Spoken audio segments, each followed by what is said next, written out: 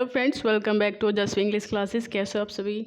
चलिए शुरू करते हैं क्लास को। गाइस लाइक शेयर कर दीजिए जल्दी से जल्दी। सबसे पहले सब्सक्राइब कर लीजिए अगर पहली बार आप चैनल पे विजिट कर रहे हैं। देखते हैं जो क्वेश्चन है गाइस बहुत इंपॉर्टेंट आज के सेशन में रहेंगे। अच्छे से बने रहिएगा लास्ट तक, एक भी क्वेश्चन स्किप नहीं करना है, काफ़ी हेल्प आपकी करेंगे, ठीक है। और बाकी भी आप पूरी वीडियोज़ को देख सकते हो, बाकी वीडियोज़ में भी सब में आपको इंपॉर्टेंट क्वेश्चन देखने को मिलेंगे।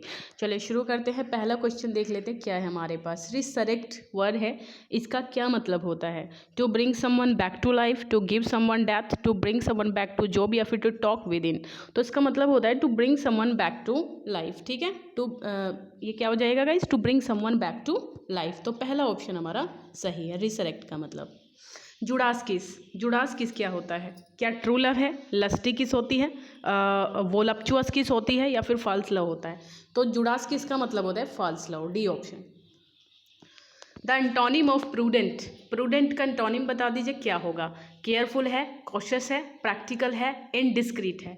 तो यहाँ पर केयरफुल, कॉशियस है, प्रैक्टिकल है, इनडिस्क्रीट है, 4 वर्ड हमारे पास में हैं, ठीक है। और इसमें जो है ऑप्शन आपको इसका एंटोनिम देना है। तो प्रूडेंट का एंटोनिम होता है इनडिस्क्रीट, ठीक है ना, इनडिस्क्रीट, डी ऑप्शन।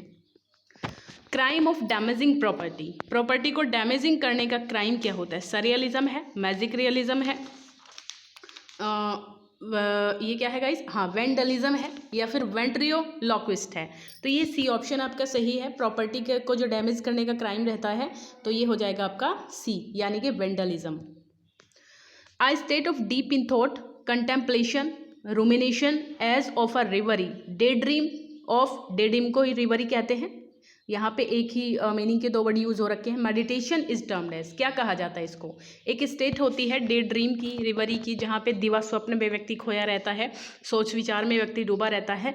तो इसको क्या कहा जाता है? इसको वाइट स्टडी है, रेड स्टडी है, ब्लैक स्टडी है, ब्राउन है। तो ये ब्राउन स्टडी कहलाती है, डी ऑप्शन।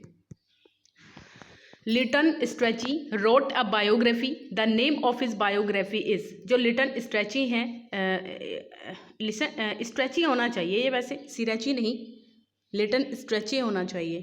STRACHEY, STRA, ठीक है, ये हो जाएगा STRACHEY। हाँ, road a biography, the name of his biography is powerful Victorians, illustrious Victorians, eminent Victorians, eminent Romantics. तो यहाँ इसका जो आंसर है आपका वो क्या बनेगा? एमिनेंट विक्टोरियंस, सी ऑप्शन हमारा करेक्ट है। Imagism as a literary movement is associated with. जो इमेजिज्म होता है लिटरेरी मूवमेंट में, वो किससे एसोसिएट करता है? T Hulme, Eliot, Yeats, Auden. तो ये बताइए किससे रिलेट करता है ये आंसर आपका? यस, तो टी हम, यहाँ पे हम इसका आंसर ये जो भी आप पढ़े इसको, इमेजिज्म जो है इन्हीं से एसोसिएट करता है। एक लाइन है, break break break, Alfred Tennyson की पोयम है। तो इसमें जो है इंस्टेंस किस चीज़ का है? क्या स्पॉन्डी है, आयम्बिक है, ट्रोके है या फिर इनमें से कोई भी नहीं है? तो इसमें जो है आपकी स्पॉन्डी है, ठीक है, स्पॉन्डी है। स्पॉन्डी क्या होती है? अनस्ट्रेस्ड सिलेबल रहते हैं इसमें, 2 सिलेबल रहते हैं, दोनों ही अनस्ट्रेस्ड रहते हैं, ठीक है। चलिए ये हो जाएगा क्या? Spondee. The tyranny of the open night is too rough for nature to endure, these words are spoken King Lear. King Lear में जो है ये वर्ड बोले गए हैं, बट किसके द्वारा बोले गए हैं? क्या है? The tyranny of the open night is too rough for nature to endure. तो ये केंट के कहे गए शब्द हैं, ठीक है, केंट के, याद रखिएगा, इंपॉर्टेंट है। Of all Shakespeare's tragedies, I would answer not even expecting King Lear. Othello is the most painfully exciting and the most terrible. Whose statement is this? क्या पूछा है? जो सारी ये ट्रेजेडी है शेक्सपियर की, इसमें जो है I would answer not even expecting, King Lear को एक्सपेक्ट करके ही आंसर नहीं दूंगा, बट कि ओथेलो जो है वो मोस्ट पेनफुली एक्साइटिंग है और मोस्ट टेरिबल भी है। ये किसका स्टेटमेंट है? तो ये AC ब्रैडली का स्टेटमेंट है। We are not alive, nor of thee, nor are we children at all. We are nothing, less than nothing, and dreams. तो बताइए ये लाइन कहाँ से ली गई है? तो ये आपने सुना होगा, एक ड्रीम चिल्ड्रन वर्क है, ठीक है, याद आया आपको? एक ड्रीम चिल्ड्रन वर्क है जो कि चार्ल्स लैम्ब का है, तो उसी से लाइन ली गई है, A option, dream children. Liberty, equality, fraternity या फिर death, the last much the at least to bestow a guillotine from where this excerpt has been taken. बताइए इसमें।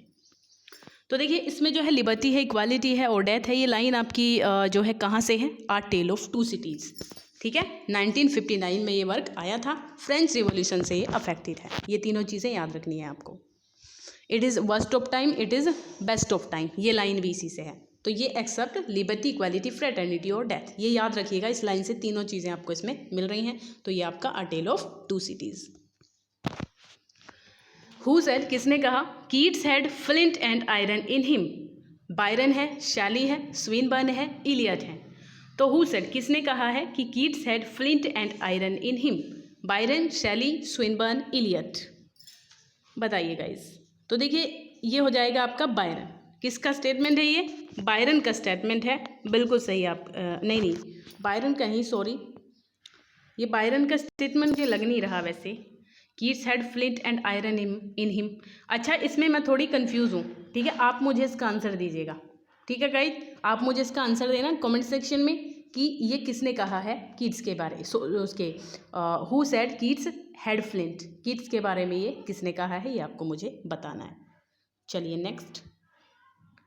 Next question. Yes, religion is morality touched with emotion, who is the author? इस बात का author कौन है? किसका? कि religion is morality touched with emotion. Religion is morality touched with emotion, who is the author?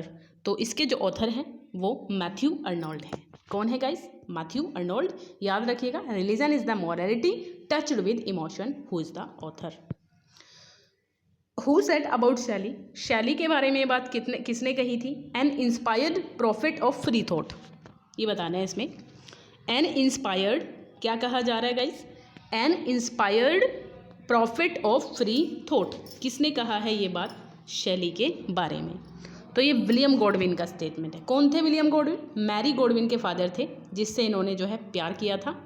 किसने? पीबी शैली ने। ठीक है, इनकी वाइफ थी मैरी शैली, तो उसी के फादर थे ये William Godwin. A metrical foot of two unstressed syllable, दो अनस्ट्रेस्ड सिलेबल से बना हुआ मेट्रिक फुट क्या कहलाता है? किससे बना हुआ? दो अनस्ट्रेस्ड सिलेबल से। यहाँ पे देना है आपको आंसर।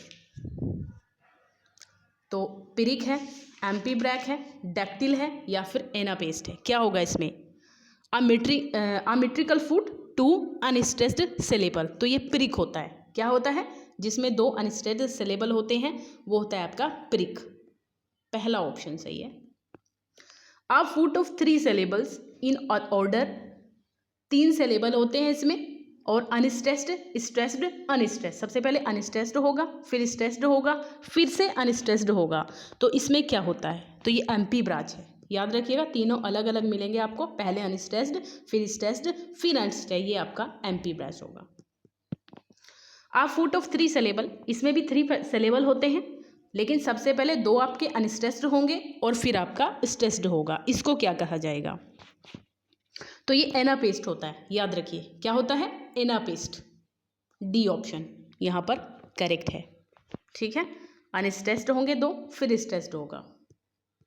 एनापेस्ट का उल्टा डेक्टिल होता है। चलिए, a metrical foot of two stressed syllable, unstressed syllable होते हैं दो, तो पिरिक होता है। यहाँ पर है दो स्ट्रेस्ड सिलेबल, तो पिरिक का उल्टा आपका क्या हो जाएगा? स्पॉन्डी। क्या होता है पिरिक का उल्टा? स्पॉन्डी। और अभी मैंने शायद पीछे वाले में आपको स्पॉन्डी में दो अनस्ट्रेस्ड सिलेबल बता दिए थे, तो मैं थोड़ा कंफ्यूज हो गई थी। यहाँ पे स्ट्रेस्ड सिलेबल होते हैं दो स्पॉन्डी के अंदर। ठीक है ना? चलिए, a metrical foot of two syllables in order stressed, unstressed. यहाँ पर दो सिलेबल होते हैं मेट्रिकल फुट में, पहला स्ट्रेस्ड होता है और दूसरा अनस्ट्रेस्ड होता है। तो इसको क्या कहा जाएगा? ट्रॉकी। क्या कहते हैं? ट्रॉकी, जो कि आयम्ब का उल्टा होता है। ट्रॉकी आयम्ब का उल्टा होता है। आयम्ब में पहले अनस्ट्रेस्ड होता है, फिर स्ट्रेस्ड होता है, लेकिन ट्रॉके में पहले स्ट्रेस्ड होता है, फिर अनस्ट्रेस्ड होता है। Evening prayer in the church, church में जो इवनिंग प्रेयर होती है उसको क्या कहते हैं? तो वेस्पर है, पियर है, डैनियल है, नेपोटिज्म है। क्या कहा जाएगा? तो देखिए वेस्पर कहते हैं। क्या कहते हैं इवनिंग प्रेयर को चर्च के अंदर? वेस्पर कहा जाता है। और इक्वल, जो रैंक में इक्वल होते हैं वो पीयर होते हैं। पीयर का मतलब तो इक्वल हो जाएगा, इक्वल। जो डेनियल है इसका मतलब होता है शायद जो फॉल्ट, ऐसी गलती जिसको माफ़ किया जा सके, है ना, ऐसी गलती जिसको माफ़ किया जा सके। नेपोटिज्म भाई भतीजावाद होते हैं, जैसे हम जॉब में या राजनीति में आप देखते हो अक्सर चाचा भतीजावाद, वो हो जाता है इसमें। फियर ऑफ डिजीज़, डिजीज से फियर, मतलब कोई व्यक्ति ऐसा देखा होगा आपने अपनी लाइफ में भी कि बहुत रोगों से बहुत डरता है कि कहीं मुझे ये ना हो जाए, मैं ये खा लूँ तो ये ना हो जाए, मैं ये कर लूँ तो ये ना हो जाए। तो ऐसा कुछ उसके माइंड में हर वक्त रहता है, तो डरता है बीमारियों से बहुत ज़्यादा। उसको क्या कहते हैं? तो वैसे तो हाँ, ये क्या अगला आ गया, अच्छा, पाथोफोबिया होता है। पहला वाला है पाथोफोबिया होता है जो डरते हैं डिजीज़ से। अच्छा, एक्रोफोबिया होता है जो हाँ, एटीचीफोबिया है, सॉरी, एटीचीफोबिया होता है जो फेलर से डरते हैं। किससे? FAILURE, फेलर से डरते हैं जो। और फॉरनर से जो डरते हैं, केनोफोबिया, केनोफोबिया जो फॉरनर से डरते हैं, FOREIGNER, फॉरनर से डरते हैं। जूसोफोबिया होता है आपका शायद फियर ऑफ गॉड, है ना, गॉड से जो डरते हैं। चलिए, fear of going to bed, जो बेड पे जाने से डरते हैं। तो देखिए कैसे कैसी चीज़ों से डरते हैं लोग। तो ये होता है आपका क्लिनोफोबिया, पहला ही ऑप्शन सही है। क्लिनोफोबिया होता है जो बेड पे जाने से डरते हैं।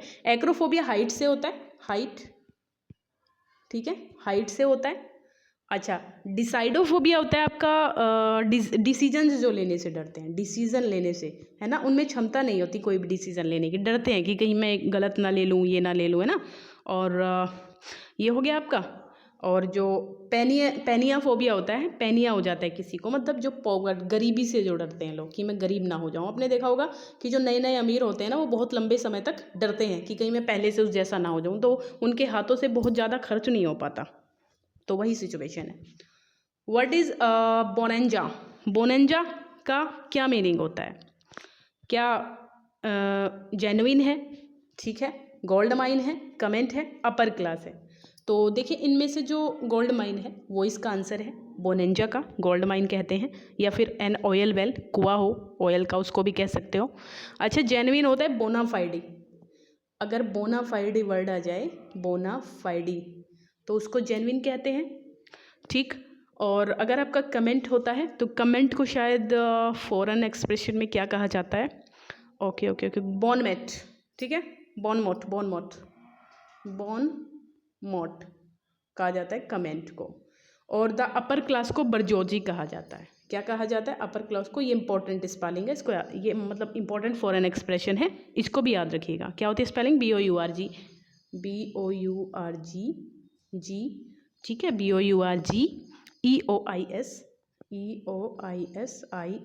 बरजोजी, ठीक है। कार्ट ब्लांच, कार्ट ब्लांच का क्या मतलब होता है? तो प्लीजेंट जर्नी है। द अपर क्लास अभी बरजोजी बताया है। सीज द डे, ये तो वो होता है आपका कार्पेडियम। ये प्लीजेंट जर्नी को क्या कहते हैं? प्रेजेंट, इसका आंसर बता देती हूँ पहले, फुल फ्रीडम होता है, डी, ठीक है। कार्ट ब्लांच का मतलब फुल फ्रीडम होता है, लेकिन ये जो प्लीजेंट जर्नी है इसको आप कह सकते हो बॉन वॉइस। क्या होता है? बॉन वॉइस, बॉन वॉइस हो जाएगा। अपर क्लास बरजोजी अभी अभी बताइए। सीज द जो होता है कार्पेडियम, जो आता है टर्म कार्पेडियम, है ना। और ये फुल फ्रीडम मैंने बता ही दिया कार्ट ब्लांच का मतलब। What is the title of the collection of sonnets of Spencer? Spencer के जो सोनेट का कलेक्शन है उसको क्या कहा जाता है, बताइए। तो सोनेट का जो कलेक्शन है इनका, उसको कहते हैं शायद एमरटी, ठीक है, एमरटी कहा जाता है। बी ऑप्शन है।